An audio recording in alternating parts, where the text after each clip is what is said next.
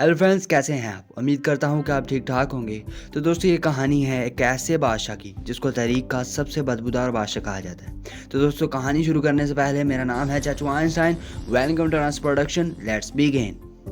तो दोस्तों, ये कहानी है फ्रांस के बादशाह किंग लुई 14 की। दोस्तों, ये साल था 1638 का, जबकि किंग लुई फ्रांस में पैदा हुए। जब ये महज 5 साल का था तो इसके वालिद साहब की डेथ हो गई। वालिद साहब की डेथ के बाद ये सिर्फ 5 साल की उम्र में ही फ्रांस का बादशाह बन गया। इसकी छोटी उम्र की वजह से इसके तमाम फैसले इसकी माँ एना और चीफ मिनिस्टर कार्डियल करते थे।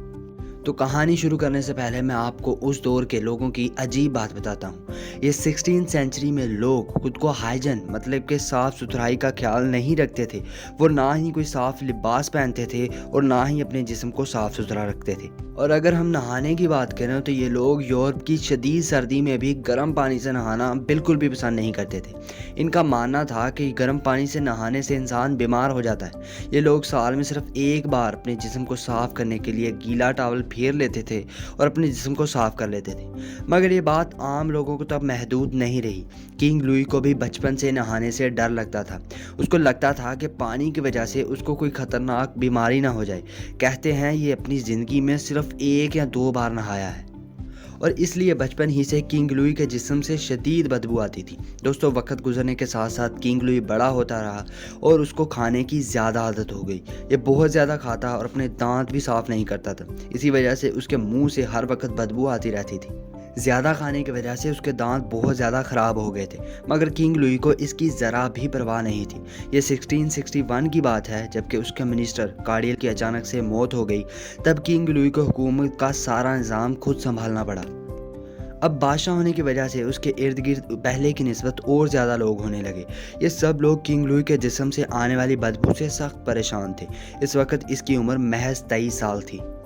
दोस्तों, किंग लुई के जिस्म से इतनी बदबू आती थी कि उसके नौकर दिन में 5 मरतबा उसके कपड़े तब्दील करवाते थे, क्योंकि उसको हुकूमती निज़ाम चलाने के लिए दुनिया भर से आए हुए लोगों से मिलना पड़ता था। इसकी बदबू को रोकने के लिए बहुत ज़्यादा कीमती और अच्छे परफ्यूम्स इस्तेमाल किए जाते थे, मगर फिर भी किंग लुई के पास बैठना बहुत मुश्किल होता था। दोस्तों, किंग लुई के दांत अब इतने ज़्यादा ख़राब हो गए थे कि उसके डॉक्टर्स ने उसके सारे दांत निकाल दिए, लेकिन अब भी दांत ना होने की वजह से ये खाने को चबाने की बजाय निगल जाता था। दिन में 5 मरतबा खाने की वजह से उसका डाइजेस्टिव सिस्टम बहुत ज़्यादा ख़राब हो चुका था। इसके जिस्म से आने वाली बदबू तो एक तरफ, लेकिन अब उसके मुंह से पहले की निस्बत और ज़्यादा बदबू आती थी।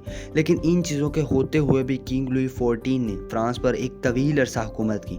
इसने 72 साल और 110 दिन फ्रांस पर हुकूमत की, जो कि मौजूदा ज़माना में किसी भी बादशाह की हुकूमत का सबसे बड़ा अरसा है। लेकिन किंग लुई की नहाने का डर और उसकी ज़ाती ज़िंदगी के वाक़यात काफ़ी दिलचस्प हैं। होप सो आपको ये वीडियो पसंद आई होगी। अगर आपको ये वीडियो पसंद आई हो तो इसे लाइक शेयर सब्सक्राइब तो बिल्कुल भी मत करना। चाचू आइंस्टाइन, मिलते हैं आपको एक नई वीडियो में।